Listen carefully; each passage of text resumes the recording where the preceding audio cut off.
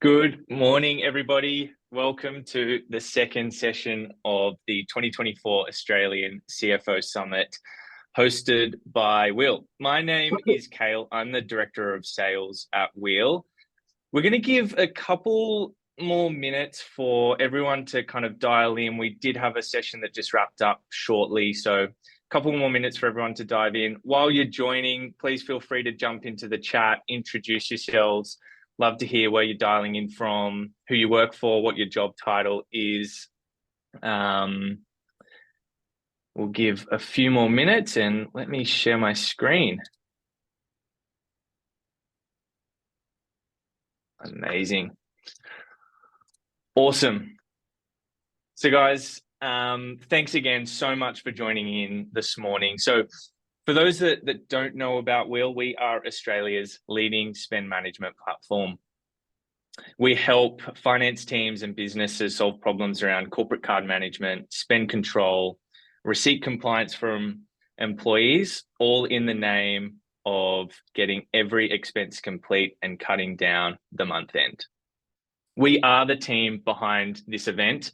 However, we couldn't do it without our amazing sponsors. So a big thank you to Visa, Fathom, Translucent, Mayday, and the CFO magazine for helping make today's sessions possible. So in case you are just joining us, a quick reminder of some housekeeping rules. Please snooze all notifications which might be distracting. Prepare today for this session for roughly 45 minutes. The session is going to be recorded and shared with you. And please use either the chat or the Q&A function if you do have any questions. I'll make sure we have time at the end to kind of share a few of the questions asked by the group to the panel today. Now, maybe just a context set on today's session and what we're going to be talking about. Now, this is always one of the most popular sessions we run. We know that the pathways to being a finance leader and CFO are not always straightforward and the most obvious. So today we're going to be hearing from the amazing Linda Archer, Head of Finance and Data at Milkrun, and Leigh Taylor, CFO at the Sydney Swans. We're going to be learning about their different pathways to becoming finance leaders and what skills and characteristics help get them there. Linda, Leigh, welcome. Thanks, Kyle. Morning. Thank you. Good morning. Good morning. Excited to kick things off. So guys, let's dive straight into it. Linda, I'm going to start with you. I'd love you to kick us off. Can you briefly introduce yourself, your current role, and I'd love to know what's your favorite thing about your role at Milkrun? Thanks, Cal, and morning, everyone. It's great to be here with you all. Thanks for the intro. So I'm Linda Archer. I'm currently the Head of Finance and Data at Milkrun. And if you haven't heard of us, we're a grocery delivery startup owned by Woolworths, and we were previously known as Metro 60. There's a bit of a story to that as well, which I'll share later. And, having worked in many traditional finance roles, I think what I love about Milkrun is that you get the excitement of working in a high growth startup and the complexity of working in a large organization. And I think this creates a really unique environment where we get to solve some of the biggest, most complex problems and really lead innovation for the group. So it's sort of the best of both worlds. And I think this role also helped me evolve from a finance leader to more of a commercial leader with far greater scope to make an impact. For example, getting to do things outside of normal finance remits, like leading a team of data scientists and engineers to help monetize our digital assets and automate our operations, as well as assist the business to launch overseas, like we're now in New Zealand, and building partners like selling liquor via BWS. So lots of fun things that you probably don't find in a typical finance role. So that's probably my favorite thing. Awesome. Linda, it sounds like you do it all. Yeah, pretty much. Busy. And I love doing that. Amazing. Leigh, I'm going to put the same question your way. Brief introduction. What's your current role? And what's your favorite thing about working with the Swans? Yeah, thanks, Cale, and welcome to everyone online today. Hopefully everyone finds it an informative discussion. So my name's Leigh Taylor. I live in Victoria, father of 2 children, and have a passion for all sports. My role is CFO at the Sydney Swans, which is a team within the Australian Football League, and I've been in the role for about 4 years now. Favourite part of the role, hard to pinpoint. I'd say the variety within the role and the influence that you're able to have across the entire organisation. So similar to Linda, ability to impact all parts of the business, the commercial nous that's part within the role as well. For example, too, there's no standard day for the role at the Sydney Swans. So it might be working on strategy with the CEO, it might be attending executive meetings, secretarial duties, jump into list management for the men's or the women's football team, development of the training and admin facility, along with standard finance, leadership of the team, finance responsibilities of the organisation. So the wide variety within the role and the impact across the organisation is what gets me out of bed in the morning. Awesome. So Leigh, just to confirm, it's not the free tickets. It's not the free tickets, but you do have a lot of people hitting you up for those tickets throughout the year. Fair enough. And Leigh, I do have a controversial question. Growing up in Victoria, now working for the Sydney Swans, who is your AFL team?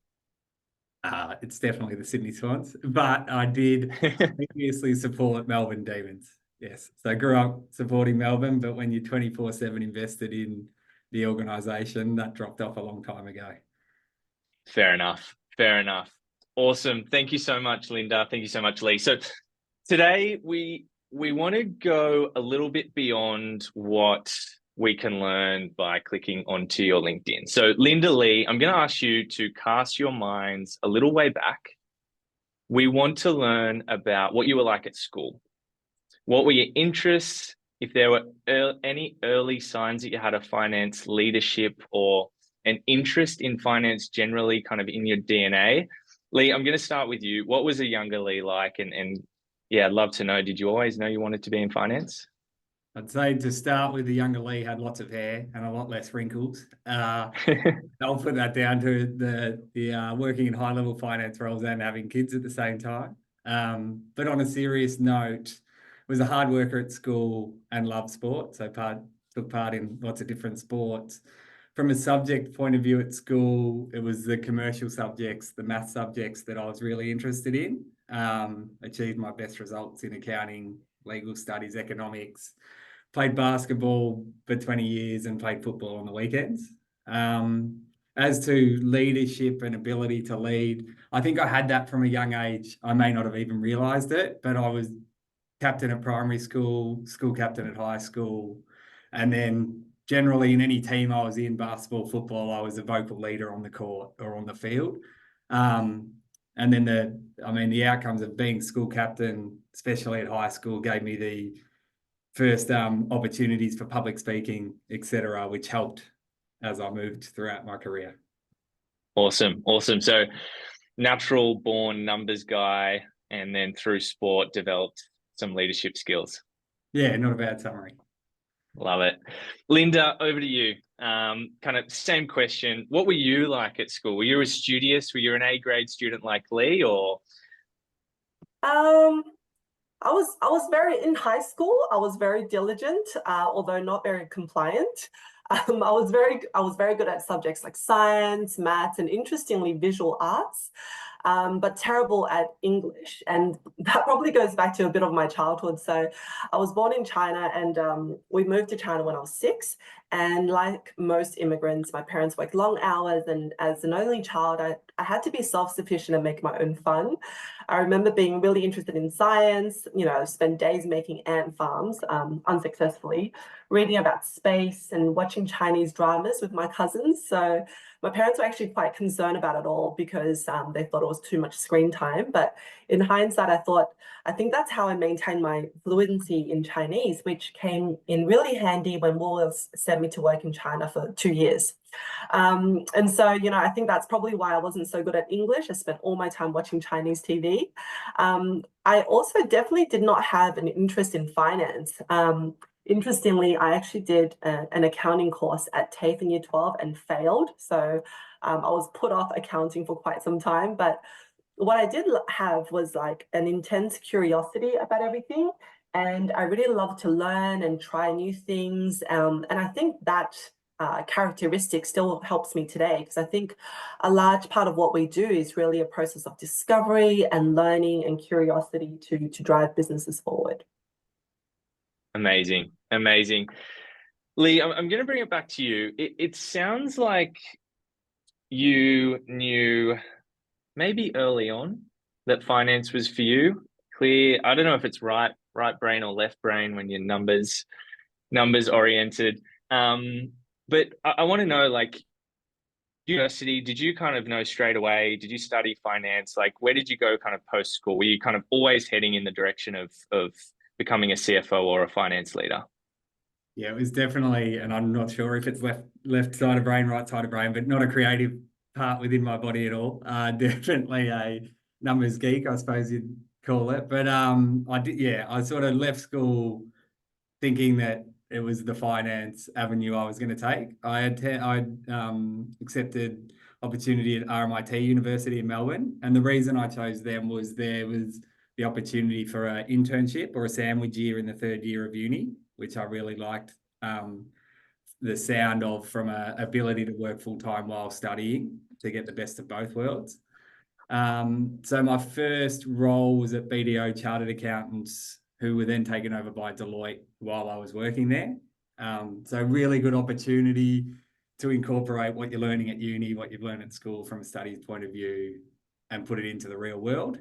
But it was while I was there that I worked out that corporate accounting wasn't for me, and my personality was more suited to industry accounting. So I found a role as an assistant accountant at Amcor Fibre Packaging. And then it was there that I was promoted to accountant and then promoted to senior accountant within a 2-year period. So I'd put that down to just really hard work ethic, putting yourself in the right spot at the right time, going above and beyond in the role early on to put yourself at the front of the queue when opportunities came about. But yeah, definitely had an inkling for finance from the start. Awesome. Yeah. It's one of those things, like when you're young, I guess it's been said time and time again, it's a time to take risk. And if you're ever considering a pivoting career or going down a different trajectory, yeah, do it as early as possible. Leigh, I do want to ask, like, what did you see as the biggest difference between corporate or public practice accounting to the commercial side? For me, it was the ability to impact the firm that you're working on. So from a corporate, or from working in audit, you were able to influence a lot of varying businesses, but you would be working on a business for a week or two, drop that, move on to the next business. So it was a real good opportunity to experience all different industries, but it was actually then working in industry accounting for a firm that you're waking up every day feeling like you could have an impact. You're impacting the numbers of one organisation, and even the ability to build relationships around that business with all the different departments. Once again, to feel like you're having an impact on that business towards the strategic goals that they're working through. Yeah, absolutely. I actually used to be in public practice accounting, and one of the deal breakers for me was billable hours, and I just had this thought that I was like, I can only do 1 hour of work in 1 hour. I can't like scale myself or my impact. So I think that's really interesting. And Linda, I want to pass it over to you. Like, I think you mentioned you started in PwC. Did you know from day one that was kind of the trajectory for you? Did you have a time where you're like, oh, what have I done? Is this for me? And like, if so, when was the moment that you kind of, call it, fell in love with finance and knew that you'd kind of found your feet? Yeah, finance was absolutely not something that I thought I was going to do. Because to start off with, I actually nearly studied biomed engineering at uni, but I chose commerce at UNSW instead, because I thought, being stuck in a lab all day was probably not going to be very fun. I'm not even sure if that's what would have happened, but that was what made me choose commerce. And, still traumatized by my accounting experience in high school, I actually chose to major in finance, which is more on banking. And it wasn't until a lecturer suggested we all do accounting because it's it's useful that I attempted again. And fortunately, I did better this time, but I still didn't think, it was for me. I didn't really have a passion for it. And in fact, I was still probably in the process of discovering what my interests were. And I took a year off to study in Japan, which was super fun, and learnt Japanese. I think the moment probably came when I returned back to UNSW and started organizing grad recruitment days for the Commerce Society. I remember working very closely with the Big Four recruitment teams, who were really fun and engaging, and they encouraged me to apply. So I did, got a couple of offers, and I ended up at PwC as a grad in audit. I have to say, I didn't really know what I was in for, but I really enjoyed my time there. Awesome. Thank you so much. So, Linda, I'll kind of keep it with you for this next question. So, can you summarize, like, through to where you are today as head of finance and data at Milkrun? Can you talk us through, like, the important milestones that led you stepping into that role? And I'd be keen to know, similar to Leigh, like, was there any key risks that you took or pivots in the career that maybe you were a bit anxious about or scared to take? Yeah, walk us through kind of those key milestones as you kind of made your way to where you are. Yeah, absolutely. I think I probably had 3 key milestones, and they're important because they help me discover what I'm passionate about and where my strengths lie. And definitely there were pivots and, risk-taking opportunities. But I believe that that's what you need to be successful at what you do. So the first milestone would be when, after about 4 years at PwC, I left to go to Woolworths as an internal auditor. And like I mentioned, I really enjoyed my time at PwC, provided fantastic training on how accounting works in the real world, how to build relationships with clients, like Leigh said, and manage teams. I went on a secondment to London and completed my CA, so that was a really fun time. But, as the 4th line of defense, I felt that auditing was always too far removed from the business, which I was far more interested in. And that's when I decided to take the opportunity at Woolworths. That was a bit of a risk because, many people who are at, the Big Four public practice, you're on this trajectory. So to make that decision is a big one. But I think, pretty early on whether you're cut out for a partnership or not. The second milestone came about 7 years after I joined Woolworths. So by that time, I'd worked as a senior manager in internal audit. I really got to know the business. I was a program lead for a transformation project, which is a little bit different. And for me, still wanting to get closer to the business, I wanted to move into finance because then you can have, a lot more influence on a business. But I didn't have any hands-on experience, so it was a bit hard for me. Fortuitously, an old colleague reached out about a finance manager role in our home improvement business called Masters. It was a new business, but because it was still trying to make a profit, I don't think it attracted much interest. And so I got the job. And funnily, or not funnily, 3 weeks into the job, they decided to close the business. And as unfortunate as that was, I have to say I learned so much over the next 10 months. And it was this experience that led me to my next job, which was a finance director role for a drinks business we acquired in China. So that role was super intense. I moved to Shanghai with my family. The learning curve was so steep, it was almost vertical. But I learned how to run an end-to-end finance team across 13 offices, which then expanded to cover the logistics and customer service teams as well. I really loved this job because it gave me the autonomy and real influence to make an impact. And I had an incredible team. And then I returned to Australia, and that took a bit of adjustment. So I worked in a format innovation role as the finance lead, where we deployed new digital technology like electronic shelf labels, scan and go checkouts, and camera vision. And once again, huge learning curve and very hands-on. But in the process, once again, I learned so much about store operations, data analytics, and the supermarket business. And I have to say, I think it's all of these experiences which helped me succeed in my current role, which on day one was literally me being handed a spreadsheet with about 5 lines of cost and being asked to build a business model, get funding, set up the business from scratch for launch in 6 months, which we did. And, fast forward 2.5 years, we now have a $200 million business in Australia and New Zealand, and we're set to double in size over the next 2 years. And I have to say, this probably is as close to the heart of the business as you can get, which was what I wanted to set out to achieve in the first place. And I think the running theme throughout all of this was really, you got to take a risk, take opportunities as they come. You don't always know where they're going to land you, but I felt that it kind of just all works out in the end. Super, super interesting. I love that story about the project with the digital receipts or the digital price tags, Linda. Yeah.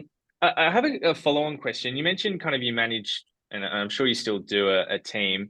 Maybe one to kind of give some insight to the aspiring finance leaders on the session today.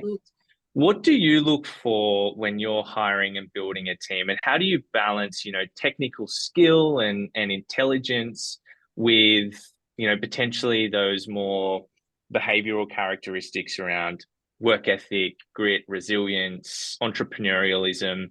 How do you think about that when it comes to like building a team and building leaders of the future? I think the number one important characteristic is actually a hunger and drive and care factor. I think if you have the right attitude and you really care about learning and achieving great outcomes, you can teach that person anything. Obviously, you need some experience and you need to be fairly smart. And, the way that I test that is generally via a case study. But it's not to say you have to have all of the experience. It's more to test, how you think about problems. Because at the end of the day, what we do each and every day is just solving problems. Particularly in my job right now, people haven't done what we've done before. So there is no, I guess, checklist of things you have to have done, but with the right mindset, I think anyone can do anything. So that characteristic is really important to look for. Awesome. Makes complete sense. Leigh, over to you. Kind of throwing it back, similar question to what I asked Linda. Can you kind of maybe summarize what were the key milestones that you've had throughout your career? Love to dive into the risks and any maybe anxious or scary moments when you were kind of jumping and navigating your career pathway. Yep. I think I mentioned before, so I had the 2 promotions within Amcor, was sitting in a pretty good spot as senior accountant early in the career. It was then I decided to move to Europe and work in England for 2 years, base myself there, travel a bit, work, but to throw in a role that I'd worked my way up, had the internal promotions, and just say, oh, well, I want to go overseas and have some fun, but also gain some experience while over there. It was a pretty big risk. And I feel like that was the best thing I ever did for myself and even for my career. So the skills I learned, putting myself out of my comfort zone, building new relationships in a different country, learning how to network properly, that's all been crucial in then my leadership roles later on in my career. Enjoyed different countries while over there. Would recommend anyone going to see Portugal, Estonia in Europe. Best activity I did over there was probably trekking Machu Picchu in Peru when I went over to South America. So once again, would recommend that to anyone. But then came back to Australia and landed a role with CUB as a reporting analyst. And once again, worked my way through a few roles there. Really strong organisation to be working for, but a role became available within the AFL, and that's where my passion lied. As I mentioned before, loved all sports. So when the opportunity to link sport and financial background, I had to jump at it. So jumped into that. It was probably a sideways sort of role at that point in time, but it got my foot in the door in an industry that I wanted to be in. So they're probably the 2 biggest risks I took throughout the journey. And the role at AFL, started as a finance manager for state entities, oversaw sort of the development of a new team, the GWS Giants, so rival to the Sydney Swans. So still kind of a bit of heat at the Swans for being involved with the Giants at the start, but that is what it is. And then, well, they're right spot, right time, got the opportunity to be interim CFO for the Giants, 30 years of age, sitting on a club exec team, developing very quickly day by day. Thrown in the deep end. thrown in the deep end, learning live, but best opportunity I was able to be given. And once again, it sort of comes back to hard work ethic, hunger, drive, care factor, like Linda mentioned, is if you've got those characteristics, you can't learn that, whereas you can learn technical skills. Yeah, absolutely. And I think there's a strong correlation between both you, Linda, and you, Leigh, on be a globetrotter, travel the world. You've both been to many places and both obviously worked overseas. Hey, Leigh, on that note, like when you kind of touched on it when kind of you're thinking about hiring people and building teams, like, maybe the answer is the same as what you alluded to, but if you can dive deeper in, like, as you're building a team, what do you think you notice in young, aspiring finance professionals that sets, future leaders apart from the rest of the pack? Yeah, the best piece of advice I ever received was good leaders hire good employees that will assist with their deficiencies.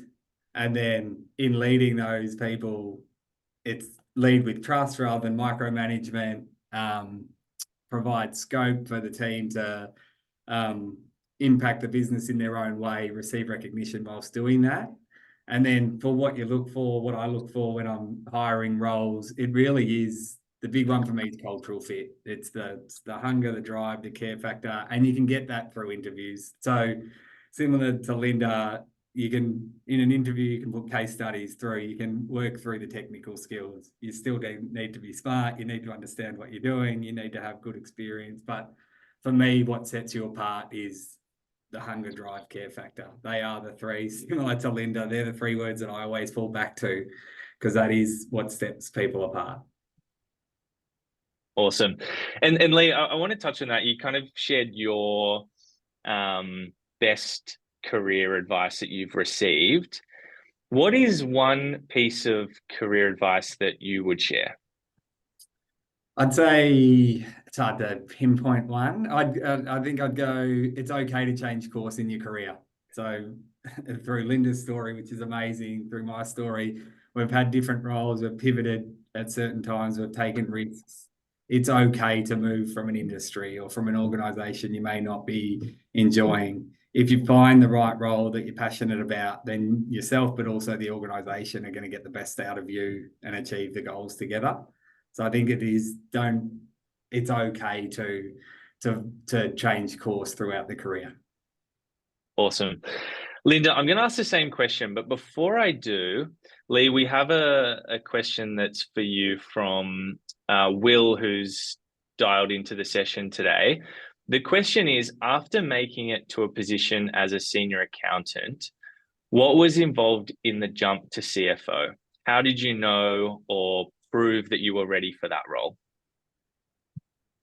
Yeah, I think the biggest difference between a senior accountant role to finance manager, CFO, head of finance roles to me is business partnering and relationship building.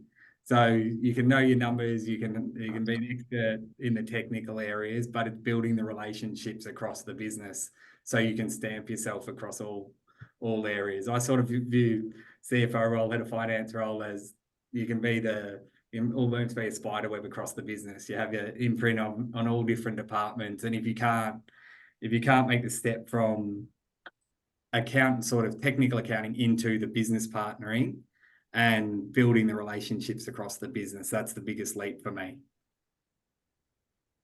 Awesome. Thanks so much, Leigh. Linda, over to you. Two-part question. Firstly, what is the best advice you've ever received? And then second part, what is one piece of career advice that you would share?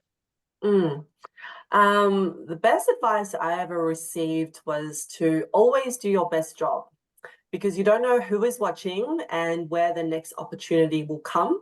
And when they do come, you need to take a risk and try new things. So similar to Leigh, don't be afraid to just try something new. You may not like it, but if you don't like it, at least you know. And you're narrowing your focus to what you think you will like.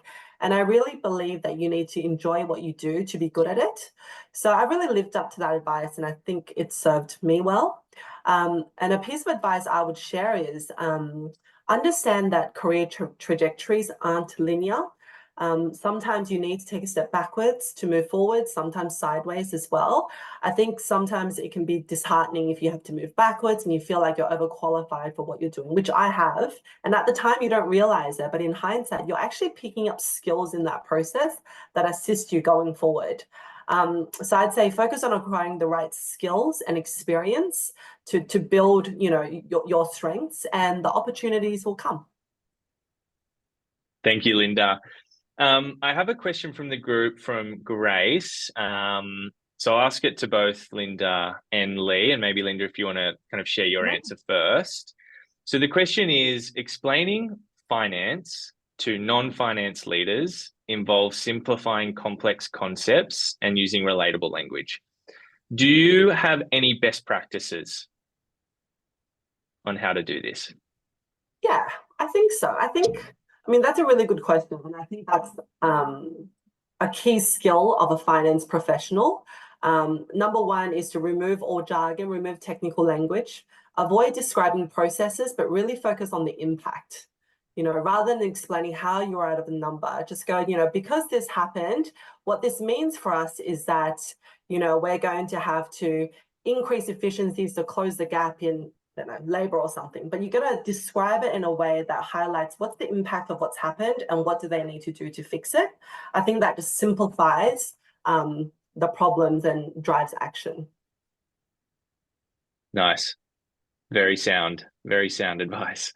Leigh, what's your best practice on this? A pretty similar answer from me. I mean, in working in football organisation, you do have a lot of people across the business that don't understand finance, but it really is the advice to my team all the time is remove technical jargon, remove the finance speak, and it is just put it in essentially layman's terms or everyday terms. So the departments that you're speaking to across the business can understand what you're talking about. And yeah, if you can put it in the scope of what the outcome will be or what the output will be, rather than using technical finance language, that's the easiest approach to take. Awesome. Thank you, Leigh. To our attendees, I'm going to encourage everyone, if you do have questions, please pop them in the chat, because I'm going to head to my final question for Linda and Leigh. Linda, you first. What is what are you most proud of in your career? And it could be a specific project. It could be, a 1 or 2 year time span where you feel like you really accelerated your personal growth and career growth. Yeah. So what are you most proud of in your career today?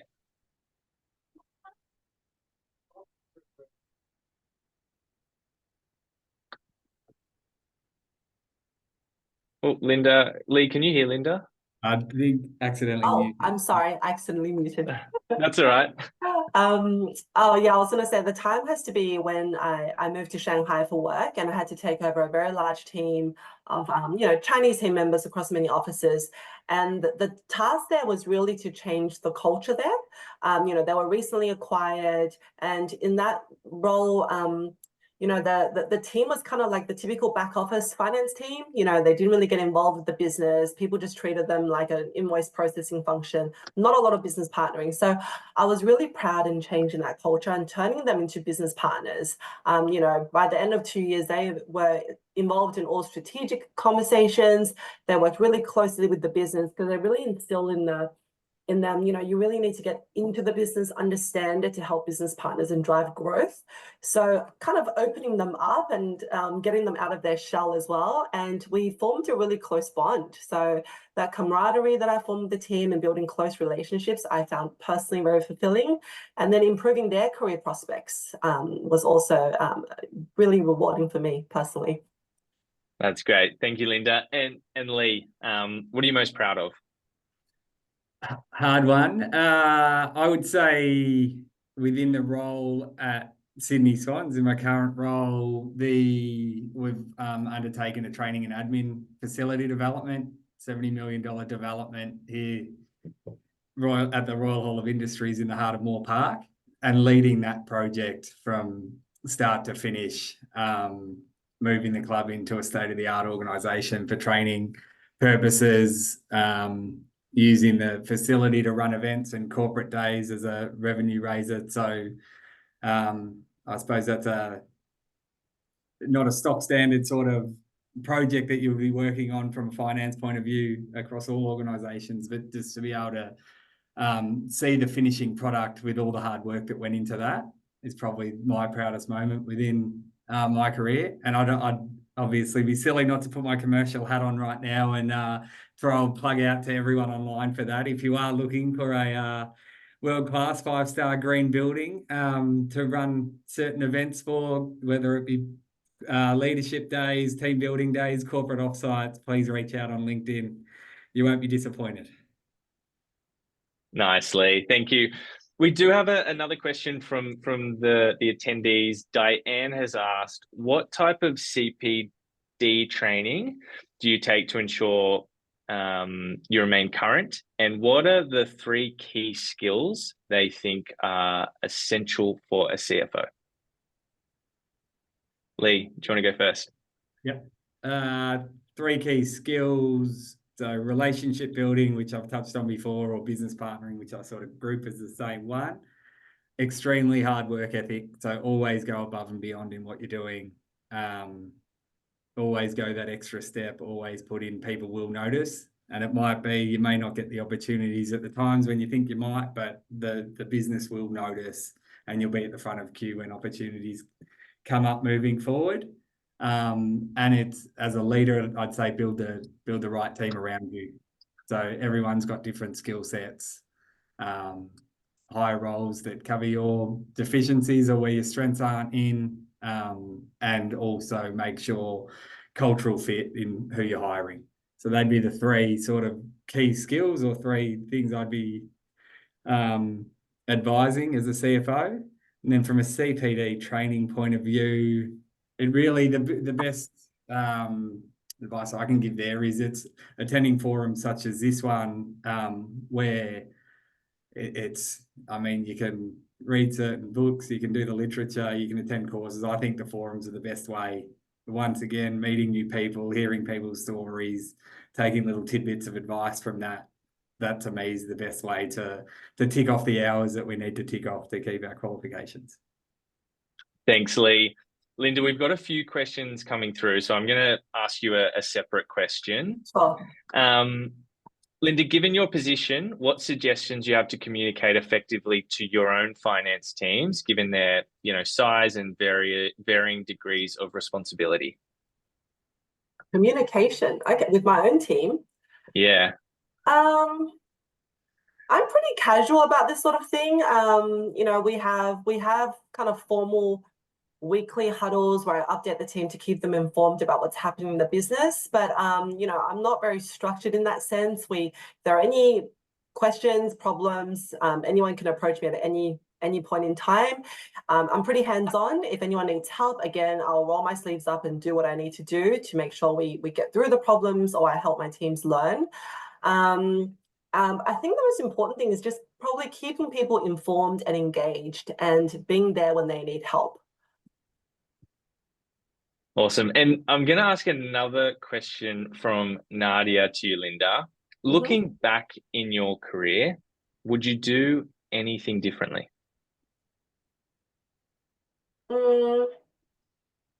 Maybe not really, but one thing I do wish I did more of is network earlier. And I think, Leigh mentioned this before, it's a very important skill. And I think it comes down to, I didn't really understand what networking meant. And many people might feel this way. Networking is not about, schmoozing people at an event and trying to make friends. It's not about that. I think it's about getting to know people from a work perspective, whether it's sharing knowledge, asking for advice, but it's a way to exchange information, but also a way to demonstrate what you have done. Like, if I take an example of me working at Woolworths, it's a very large company. There are so many people who do so many things, but nobody knows about it. And if nobody knows about it, then it may as well be that you haven't done anything. So you need a way to be able to communicate your achievements, your impact, and also learn about what's going around, because the reality is a lot of opportunities come very informally. It's not always something you apply for. So just having your ears to the ground is very important. And there's a bit of self-promotion in there as well that I think is very useful, and it's not a dirty word, and I wish I did that earlier. Thank you. Thank you, Linda. Sorry, bear with me. I'm just reading through. There's lots of questions. I can't, unfortunately, pick them all. Leigh, question for you. Most challenging point in your career and how did you navigate it? Great question. I would say when I landed the role at the AFL and then very quickly was thrown into the exec team as the interim CFO at the Giants.